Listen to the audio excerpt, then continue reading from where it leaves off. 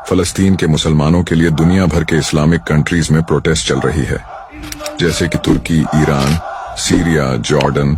और वो अपनी हुकूमत से डिमांड कर रहे हैं कि वो फलस्तीन के मुसलमानों की मदद करें।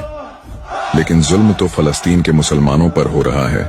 तो दुनिया भर के मुसलमानों को क्यों तकलीफें हो रही है, चलिए बताता हूँ। नबी करीम सल्लल्लाहु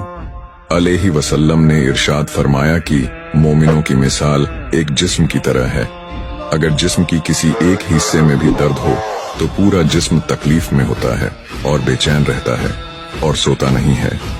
यहूदियों को लगता है कि उनका मुकाबला सिर्फ 50 लाख फलस्तीनी मुसलमानों के साथ है, लेकिन हकीकत में उनका मुकाबला 50 लाख फलस्तीनी मुसलमानों के साथ नहीं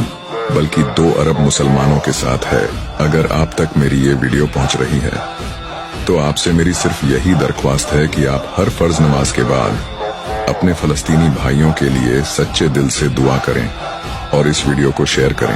अपने दोस्तों के साथ भी, और उनको मेंशन करें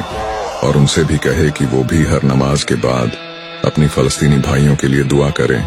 क्योंकि दुआ मुसलमानों के लिए एक बहुत ताकतवर हथियार है।